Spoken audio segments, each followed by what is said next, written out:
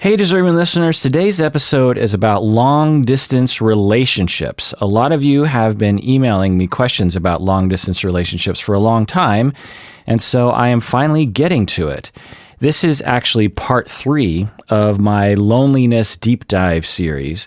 But part 1 was on avoidant personality disorder. Part 2 was on dissociation. I think those are only for patrons of the podcast. This episode is for everyone. And let's introduce the podcast. This is called the Psychology in Seattle podcast, and I am called Dr. Kirk Honda. I'm a therapist and a professor.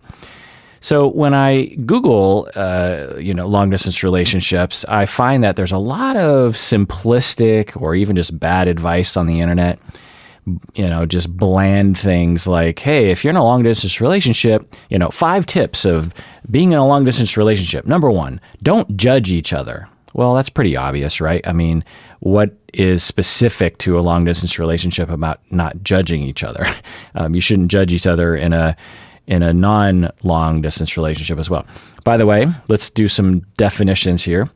So long-distance relationship is considered by research to be at least 132 miles away.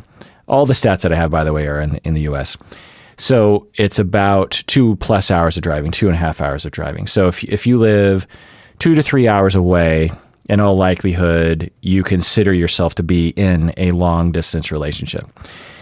Now, in my neck of the woods in Seattle, people commute quite long distances. So I wouldn't be surprised if a lot of people in 2 hour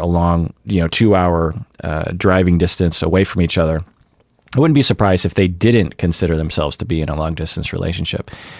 For those in my area, that'd be like between Seattle and Bellingham, and so I could see it going either way. But anyway, so research shows that that's about the cutoff. If you live an hour and a half away, then people say, that's not really long distance. Of course, if you live in another state or another country or a plane ride away, then obviously that's a long-distance relationship.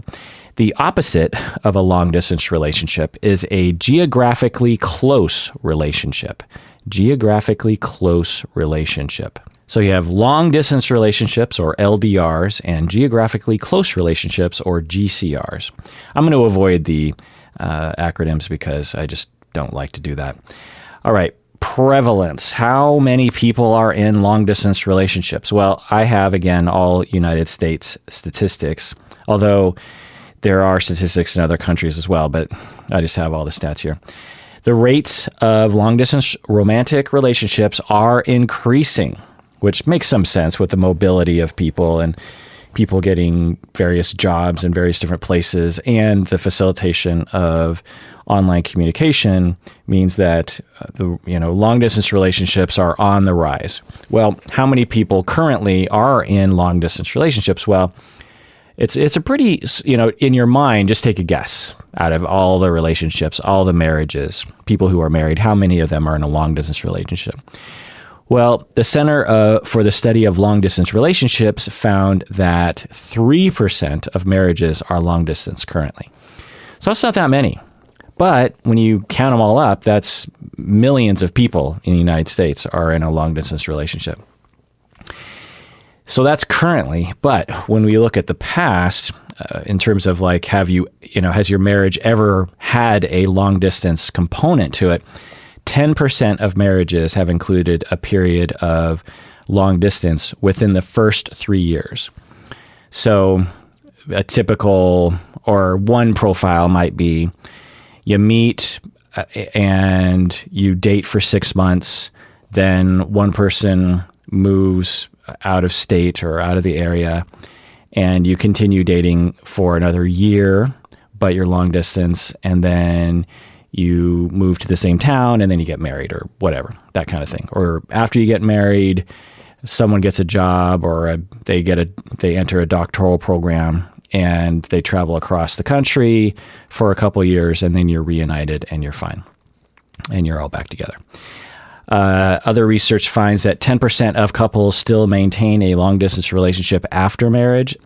So meaning that if you're in a long-distance relationship before marriage, many couples will stay long-distance even after they're married. Being married doesn't necessarily mean that people say we're definitely going to live in the same town. 40% of young adults are involved in a long-distance relationship at any given time. So long-distance relationships tend to skew towards younger people, college-age people, this sort of thing, people in their 20s, much more likely. If I was to speculate as to why, I would say that maybe younger people are more open to the idea. Also, younger people are more, they're better with online communication, but also just the lifestyle of a young person. You're going to different colleges. You don't necessarily have a choice of job. You are being, you don't have power in your life, and you're kind of being carted around by things and factors that aren't under your control. Whereas when you're older, you have more control over that.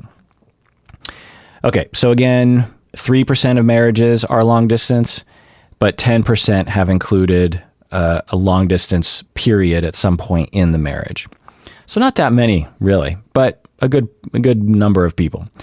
All right, let's talk about the longevity. What does the research show us about how long distance relationships last in contrast to geographically close relationships? Well, so I'm going to lay out the plus side first. So on the plus side, most researchers, and there's been a lot of research into long distance relationships, most researchers have found that people in a long-distance relationship report similar satisfaction levels to those in a geographically close relationship. This finding, and there's lots of studies that find this, was surprising to me. I thought for sure people in long-distance relationships would report lower satisfaction, lower attachment, this sort of thing. But when you just ask people, how do you think your relationship is going? There are similar satisfaction curves, meaning that some people in long distance relationships have low satisfaction and some people have high, and similar with geographically close. Some have low satisfaction and some have high. So that was interesting. And that really points to our flexibility as humans, I suppose. Some studies find that long distance relationships can actually be better than geographically close relationships. Long-distance relationship couples report being more in love, according to one study, and that they fight less often. Now, the speculation here, so one study, maybe a few studies, I can't remember the exact thing, but at least one study found that long-distance relationships, people report being more in love and fighting less. Well, why would that be? That doesn't make a lot of sense. It's counterintuitive, right? Well, on one level, it could just be that you appreciate each other more, and when you're away from each other, you say, well, I don't want to jeopardize this because this is precious to me because we barely ever get to see each other. So I'm gonna make sure that I'm as healthy as possible. The other speculation is that when you're in a long distance relationship, you actually withhold honest opinions from each other, and you don't really show your true self. And research actually shows that when long-distance couples come together and actually live together or live in the same town, there's usually a lot of growing pains that couples will go through. And I've seen this anecdotally. Because when you're away from each other, you aren't necessarily your full range of your personality. Also, you're probably not going to hurt each other as much because you don't have the opportunity to, because you're not communicating that often. When you live with someone, like, you're on top of each other, you get sick of each other, and there's more fighting. But it's hard to know, if that's the thing here. But some studies, again, like I said, find that long distance relationships actually have some benefit in that you fight less. And when they ask people in long distance relationships, 50% said it actually made them feel closer. I'm guessing because they appreciated each other more. They didn't take each other for granted when they lived, far apart. Kelmer et al. 2013 study found that long-distance relationship couples have higher levels of perceived relationship quality. They have higher levels of dedication to their relationship. So people in long-distance relationships exhibited more dedication to the relationship. Lower levels of feeling trapped, which makes sense, right? And lower perceived likelihood of breaking up, even though they weren't less likely to break up, but they thought they were less likely to break up. Couples were in other, Meitzner and Lin in 2005 study found that couples in long-distance relationships report learning how to trust each other more, how to have more patience, and how to have better communication. Okay, so that's all on the plus side. At the very least, it looks like long-distance relationships aren't inherently, unhealthy or fragile. And a lot of people in long-distance relationships report there being benefits of not fighting as much, trusting and learning how to trust, learning better communication, having more appreciation for each other, this sort of thing. On the other hand, let's look at the research on the other hand. On the other hand, the average length of a long-distance relationship is 3 years. Well, how does that compare to geographically close relationships? Well, for geographical close relationships, it's 7 years. So the average length of a geographically close relationship, 7 years, long-distance relationship, 3 years. So what does that tell us? That tells us that long-distance relationships on average are shorter. Now, why is that? Is that because the long distance nature made it more difficult? Or do people choose long distance relationships because they're not into being with someone for a long time? Because, you have to look at these confounding factors, right? I could see a situation where many people might choose long distance relationships because they're not really looking for a full on commitment. But we could also imagine that the stress of long distance takes a toll on many relationships, resulting in a lower average length of relationship going from 7 to 3 years. A lot of research, or not a lot, but some research found that the major milestone was 4 months in to the long distance relationship period.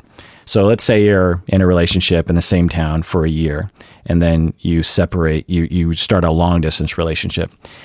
Well, for the first couple months, it's easy. You can manage. It's hard, but you can manage. But by the time you get to the 4 month period, the 4 month time, a lot of couples will report that that's when it gets really hard. Maybe it's hard to deal with the fact that you're not seeing that person anymore, or you're starting to kind of settle into the reality of the fact that it's long distance. Now, this is average. Some people might hit that mark 2 months in. Some people, it might be 6 months. But on average, it's 4 months. And actually, now that I am saying this out loud, I am reminded of the pandemic. So the pandemic, we're about, it started in March, April, right? And now we're at the beginning of August.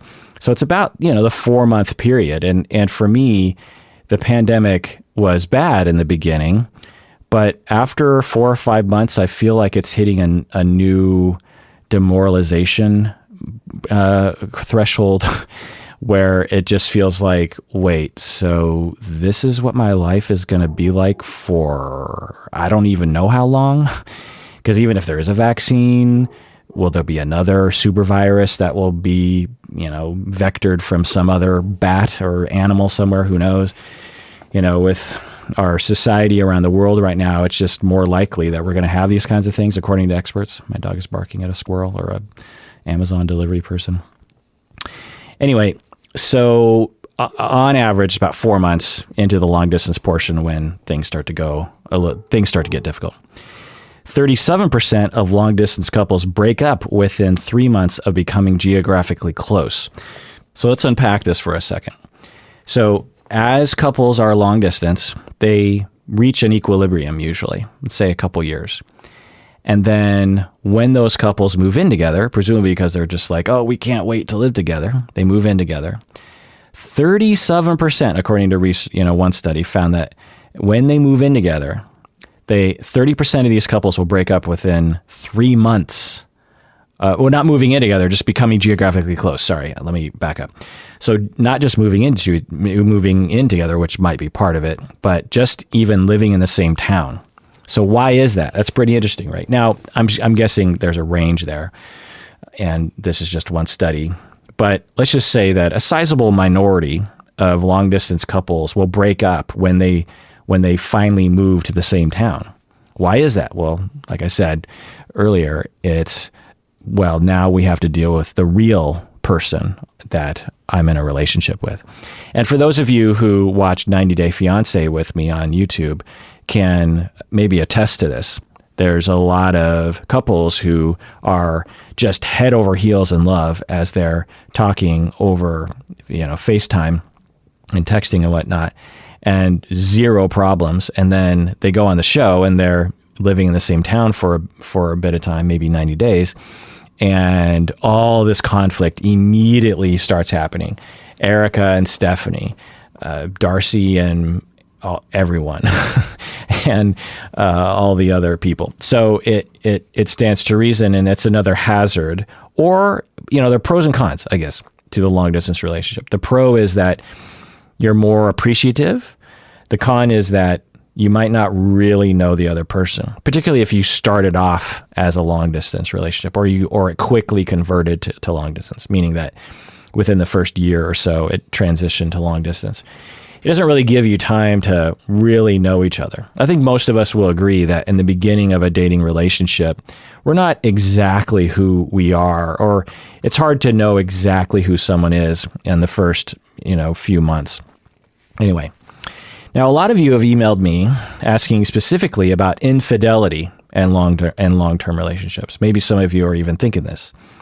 Many of you are in long-distance relationships and maybe worry about infidelity. Well, let's look at this. So Goldsmith and Byers' 2018 study, they looked at long-distance relationships and geographically close relationships. They found that they're similar to other studies. There's a similar satisfaction, and there's a similar likelihood of cheating. So, just because you live in the same town doesn't mean that you're not likely to cheat, right? But there's this cultural notion that if you're long distance, your likelihood of cheating is even higher. But it's actually not true. Long distance relationships are just as likely to cheat as if you live in the same town. That isn't to say that cheating doesn't happen in long distance relationships. It just means that it's not seemingly a risk factor, according to this one study. Now, why would that be? Because it seems like, hey, if you're long distance relationship, it just seems like cheating is going to be much more likely. Well, the fact is, or not the fact, but my conceptualization of this is that cheating is a multifactorial issue, meaning that there are a lot of factors that contribute to whether or not someone will cheat or not.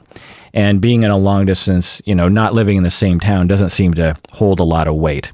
Might it play a factor case by case basis in some people? For sure. But cheating is much more, impacted by the status of the relationship, the closeness of the relationship, which long distance relationships can be just as close, according to research. So when relationships aren't very close, when one person has a personality disorder or has major attachment insecurities or traumas or something like that, almost all the time, and listen to my episodes on infidelity. You can go to our website and search for that. Just search for infidelity or cheating or something. I have found that, according to research, and when I treat people who have engaged in infidelity, it is much more a result of unhealthy dysfunction and pain and sadness. We have this notion of cheating, of people who cheat as people who are just like, ha ha ha, I'm going to have my cake and eat it too. That is a narrative that is generally not true in my experience, because people want approval, they want attachments, they want to tell the truth. They want to be close to other people. They don't want to hurt other people, unless you're a psychopath, which is a very small percentage of the human population. And those people don't care, so they'll cheat and not care. But, like 97, 98% of the population cares. And so they don't want to cheat. Now, do some people have troubles with maturity or sense of self? For sure. So it's not like you can't sort of be angry at them. And if you're hurt by infidelity, then you're entitled to that 100%, by the way. But it's, in my mind, infidelity is not the result of people trying to be selfish, so to speak. This is all to say that if you're in the same town, you can still have all the same issues that lead to cheating, if that makes any sense. Okay. All right, so let's take a break. When we get back, let's talk about the challenges and behavior and attachment, and I'll provide my advice for those in long-distance relationships. Let's take a break.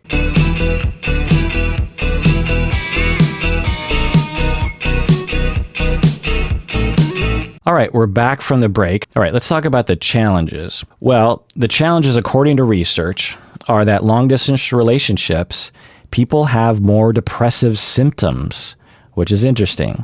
So people in long-distance relationships are more likely to be depressed, which, stands to reason. There's also more likelihood of jealousy. So that's getting back. So even though there's less rates of cheating, there's more jealousy, which makes a lot of sense. If you are prone to jealousy yourself, even a little bit, you're going to worry because your partner is in another town, probably going out with other people, and you just don't know what they're doing. They could be doing anything. And this, obviously the jealousy can be sexual jealousy, like, oh, I wonder if she's having sex with someone else. But it also can be just jealousy of you're, worried that they're closer to their friends and they're having fun with their friends in that town and not, fun with you. Research shows, so a research study by Sang 2016. By the way, there's a fair amount of research in Asian countries, China, Japan, these sorts of places, because a lot of people in Asian countries, China, Korea, Japan, and other countries, have long-distance relationships, prevalence much higher. That sentence was terrible. Their prevalence of long-distance relationships can be quite high because of mobility. My cat wants to chime in here. First my dog, now my cat. Everyone wants to be on the podcast today. So Sang in 2016 did a study and found that people in long-distance relationships, they face challenges of uncertainty, meaning that they don't know what's going to happen. They don't know where their partner is. They're worried about the future. Negative thoughts of ending the relationship. So people in long-distance relationships will sometimes report, it's like, yeah, I often think, should I be in this relationship?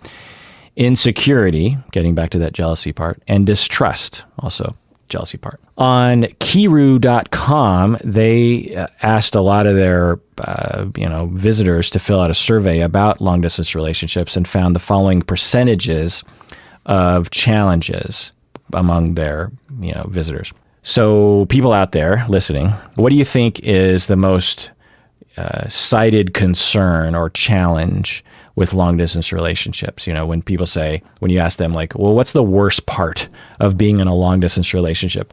What do people say? Well, 2/3, 66%, said lack of physical intimacy. So this is obviously sex, but it's also cuddling, holding hands.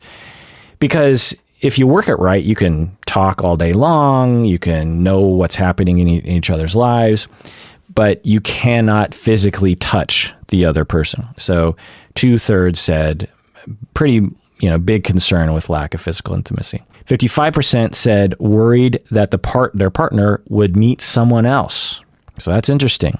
So more than half of people in long-distance relationships, according to this survey on Kiru.com, were worried that their partner would meet someone else.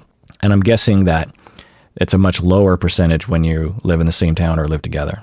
50% felt very lonely. This is why this is in the Lonely series, number 3 Lonely series of my podcast episodes. So 50% feeling lonely. And this is something that I hear a lot of when I talk to people in long-distance relationships. There's this sort of notion of like, well, you're texting all the time, you're talking all the time. Why are you lonely? The internet provides constant ability to communicate all the time.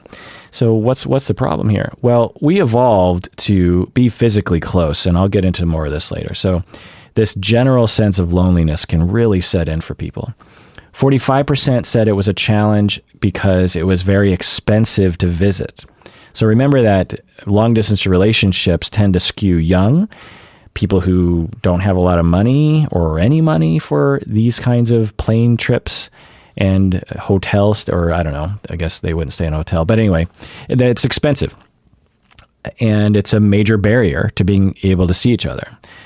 Just imagine that if you were with a partner and the only way you could see each other is if you had to, take a second job or something. 43% said they were concerned about growing apart. Growing apart makes sense.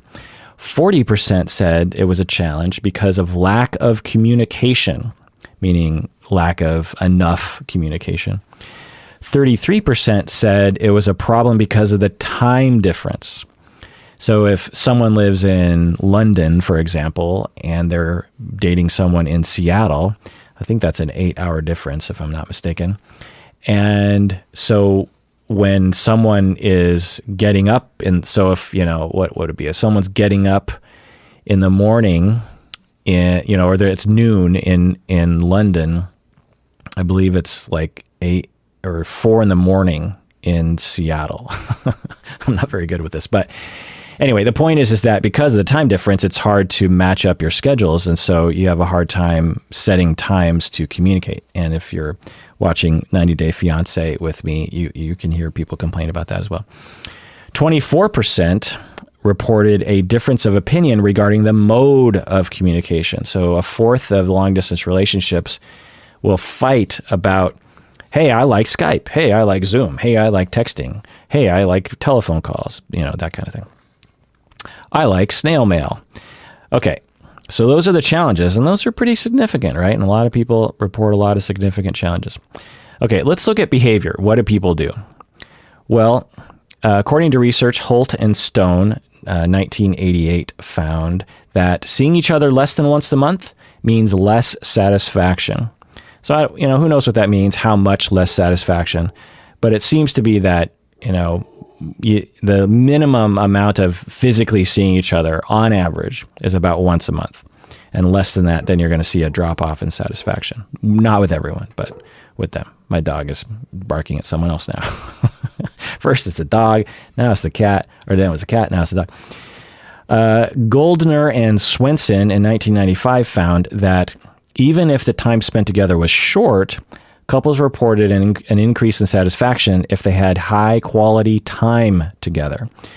So this is something that is potentially a tip, if I might jump the gun on the tips section, is that long distance relationship couples might struggle sometimes, like, well, do I take off just for a weekend once a month, or do I save it all up and go 2 weeks, and really get to spend time with each other for 3 months or something? Now, it's hard to say. Again, it's case-by-case basis. But according to this study, you can a little bit of time together can go a long way. So if you're just with each other for 2 or 3 days, and it's high-quality time, that can really sustain the satisfaction of a relationship.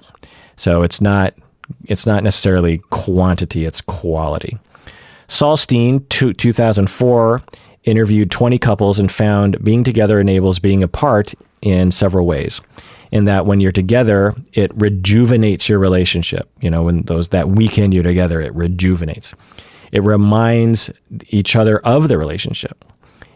It allows the couple to construct memories together. It's very important. It's something to think about. It's like when you're just talking over FaceTime, you might generate some memories together, but not the sort of memories that you get when you actually do things together, like going on a rowboat ride, or you go to a restaurant and the waiter is really weird or something. Like you just construct these memories in real time together, which is a big part of bonding in any relationship.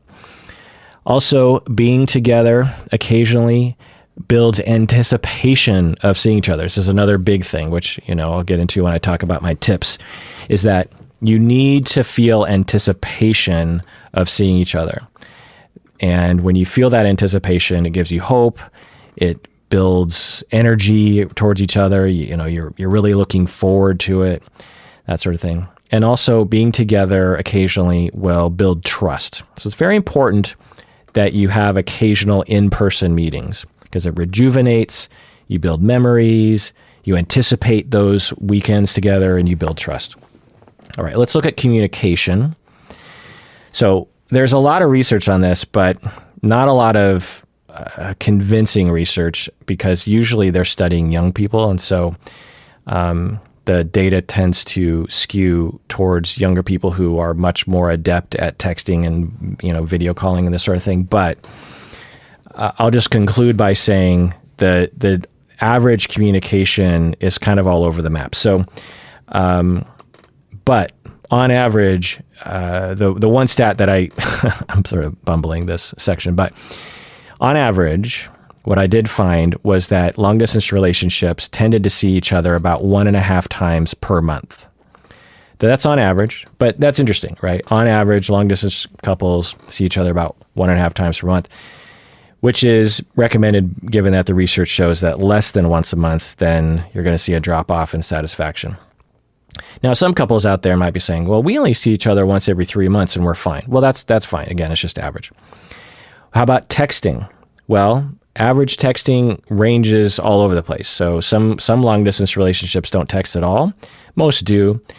And the average can be in the hundreds. So say 1, 2, 3, 4, 500 texts per week. So some couples will text throughout the day. Some couples living in the same house will text throughout the day. Sometimes I text my wife when she's in another part of the house because I don't want to get up and actually talk to her. So sometimes sometimes I'll just call her even though, she's upstairs. I'm just being lazy. Anyway, the point is that some long distance couples use a lot of texting. Most text probably 50 times a day-ish, 10 to 50 times a day. And phone video calls range from every day to once per week.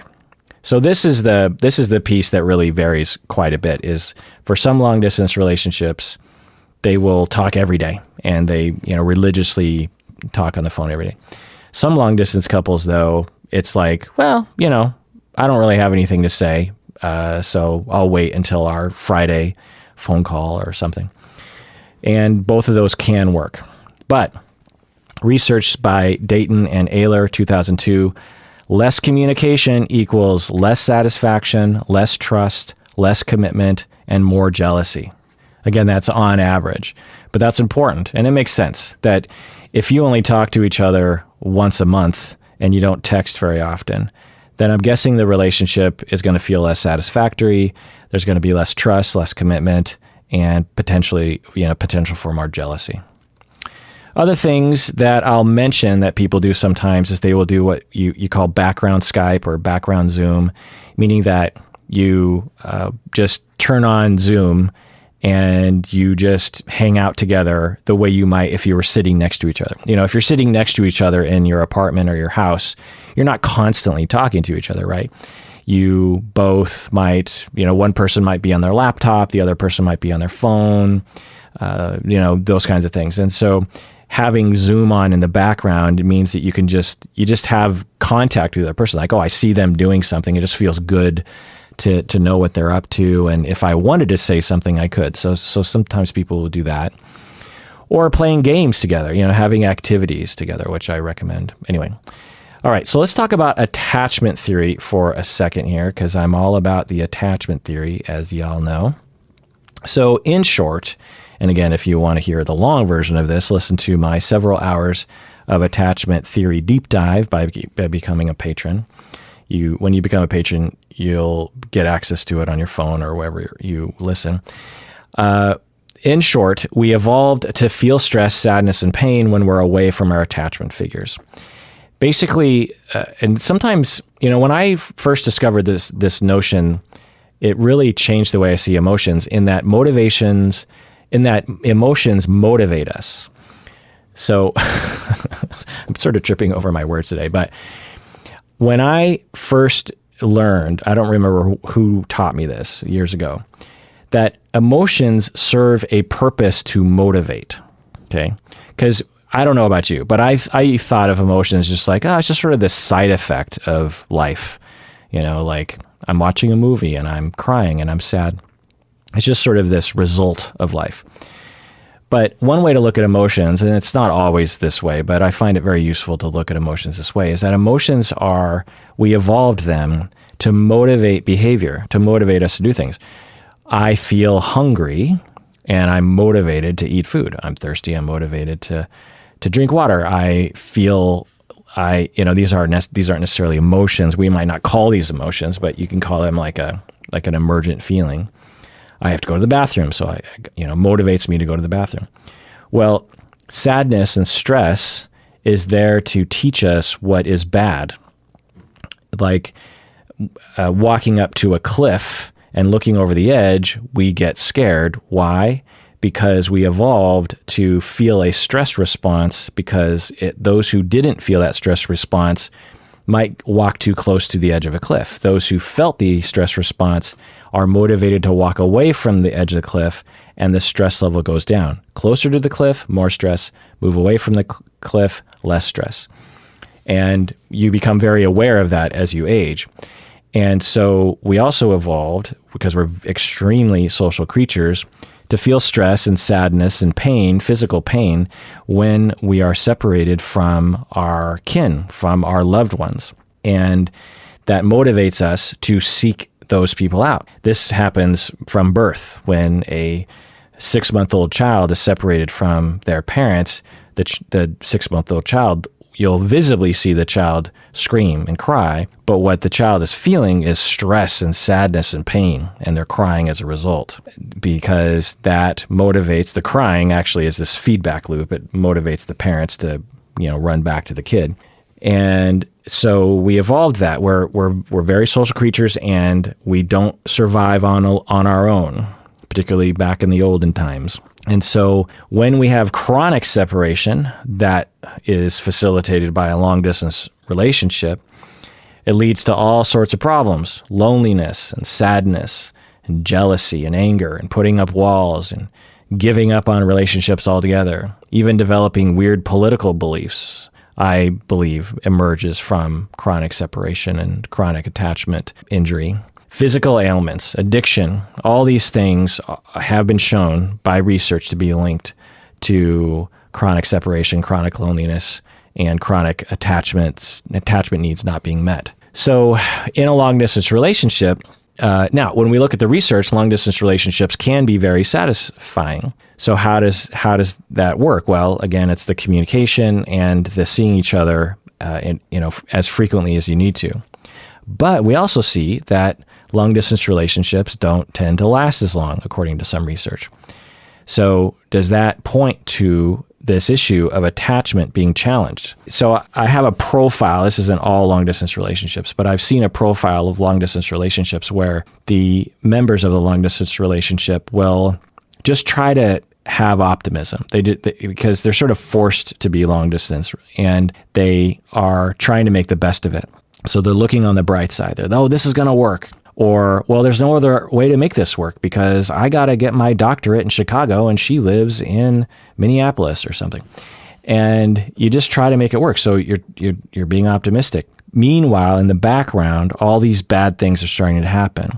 Loneliness, jealousy, anger, physical ailments, more alcohol use, this sort of thing. It's all kind of building up in the background, unaware. People might be unaware of the toll it's taking on them because they're trying to act like mature, evolved people. But the issue is we literally evolved to not be separated from our loved ones. Now, this isn't to say the long-distance relationships can't work. So that leads to my next question here is it advisable to be in a long-distance relationship? And the answer to that I will say after reviewing all the research and thinking about it for quite some time is that sure, it is advisable if necessary to be in a long distance relationship. Let's say that you meet the one and 2 years in, you have to spend 3 years apart. Well, I think most people would say, well, it's worth it. If you found the one, then it's worth to the 3 years of suboptimal lifestyle for a lifetime of being with your soulmate, right?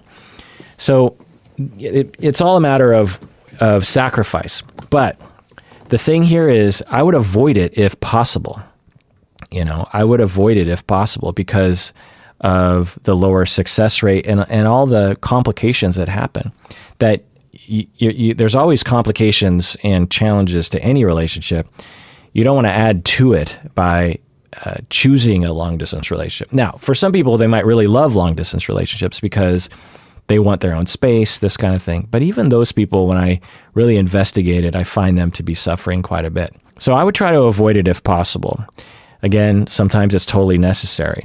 I guess what I'm saying is, let's say you're on Tinder or you're at a party. That's probably better. You're at a party and you meet two people that you would like to date. Well, if one person lives in another town, I might recommend going with the person that lives in town. If they both seem, they're both equally hot, they're both equally interesting, they both seem equally into you, I would default to the person who lives in your town because the extra challenges that long distance relationships produce. But like I said, if you meet the one but here's the other caveat that I'll say is I wouldn't, if you can help it, I wouldn't start a relationship long distance, meaning that say you meet someone at a party and they say, I live in another town and I'm leaving tomorrow. I would be pretty careful about starting that relationship for a lot of reasons. It doesn't mean it can't work, because it can. But again, there's all the challenges, and our attachment needs need to be our physical and in person. The literal warmth of people's bodies is what we need from other people. We need that physical sensation we evolved to need. That's not an intellectual need that we have. We literally have a need to be touched. And we're increasingly not being touched in our society in a way that is healthy for us because of it. We live in, at least in the United States, a touch-phobic society. It's crazy how touch-phobic we are as a society. So it can work, but I wouldn't recommend it. And of course, there's so many downsides that most people would be able to identify. But if it's short-term, it could work. All right, so let's get to my tips here. So the number one tip that I have is make plans and stick with them. So you want plans to get together because this provides hope. I know some long distance relationships where they're just like, well, I don't know the next time I'm going to be able to see you. Even if it's 9 months in the future, you need something to look forward to. I know long distance relationships where it's just like, I don't know when the next time I'm going to see them. And sometimes that's just necessary because they're Doctors Without Borders, somewhere across the world, and they don't know what's going to happen. But if you can, try to make plans to see each other and again, stick with them. And in that space, you want to try to look forward to the future plan. You want to say, when you're down, for example, and you're just feeling demoralized, you want to say, well, we'll see each other in 2 months and then we'll really, be able to bond during that time. And according to research, try to see each other at least once per month and as often as possible in person. And again, it's not the length of time together, it's the quality of the time. So if it's a week, but you fight the whole time, that's not good. But if it's just one day and you had this glorious time together, that's a big deal, right? That can really sustain the lonely times, or sustain the relationship through the lonely times. Number 2 is communicate about how to communicate. So how often are you going to communicate? What's the method? Texting, video, chat, letters, what is it? What's the vibe of communication? Is it going to be sort of surface? Is it going to be checking in, downloading? Is it going to be in depth? What is the communication? So you have to work together on that, and don't assume that you're just going to develop, or don't assume that you have the same preferences of communication, and compromises might be necessary. Usually one person wants more communication than the other, more frequent communication. Usually one person wants to text throughout the day, for example, and the other person is just like, I don't need that much. So you have to communicate about that and respect each other's wishes and understand that you might have to compromise a little bit. And don't take it as a sign of non-love. If you want to text throughout the day and your partner doesn't, it's not necessarily a sign that your partner doesn't love you. It just means that they just have a different preference. So just try to take it easy on each other in that way. All right, number 3 is reassure your partner that you're not cheating somehow, if that's a concern. Because if jealousy and concerns about cheating start to build, they can really become toxic in someone. And so do what you can to one, ask for reassurance without being accusatory, but also to reassure your partner that you're not cheating. Number 4 is turn to each other when feeling an emotion. This is very important. If you just text each other or you just do video chat at the end of the day a couple times a week, you might not be there when you have a big moment in your life, like a promotion or someone trying to run you off the road on the freeway. And it's important for bonding and to getting to know each other and for dependency between each other, mutual dependency, to turn to each other when you're having an emotion, when you need someone to talk to, whether it's pain or anger or joy or, being elated for some reason. You want to turn to each other and have those experiences. How do you do that? It could be texting, a big, mind blown emoji or something, but, default towards each other, because it might not be natural to do that, because you might think, well, I'll wait until we talk later. No, immediately try to reach out to that person, because that builds the relationship. And it's a wonderful part of being in a relationship. For me and my wife, we're the first people that find out the other person is having an emotion, especially these days with the pandemic, just being stuck at home. If either one of us is having any sort of emotion, the other person knows about it pretty quickly. And it feels good, it just feels good to be included. It feels good to know what's going on. It feels good to be a part of someone's, emotional life and not missing out on those things. Number 5 tip is try to have activities together. This is very important. When I'm watching 90 Day Fiancé, a lot of times when the couples are chatting on FaceTime in different countries, they're just sort of chatting in this very superficial way. Now, maybe they have very in-depth conversations. I don't know. But I don't know how that facilitates bonding and how that facilitates one's attachment needs. I recommend really just trying to have activities like watching a movie, playing a game, maybe sexting, phone sex. These are all, good things to do. Number 6 is have other relationships to meet your needs. Because of the long distance, it's possible that your attachment needs aren't being met. Even if you're living with someone, it's not likely that that person can satisfy all your attachment needs. So don't put all your eggs in your romantic relationship basket, particularly if it's long distance. So you really want to make sure you have a lot other relationships to meet your needs. Maybe even cuddling needs, right? Like you have a friend that you like to cuddle with, that sort of thing, or hug at the very least. Number 7 is try to get to know each other, so you're not surprised when you move in together or you move to the same town. Really try to get to know each other. Don't just put on your superficial face. Don't be performative. Try to get to know each other in a real way, because according to research, some people, when they finally do get to see each other in person, they suddenly realize, oh my God, I don't really like this person. Well, part of the reason, if not the whole reason, might be because the two of you over video chat were not really being real with each other.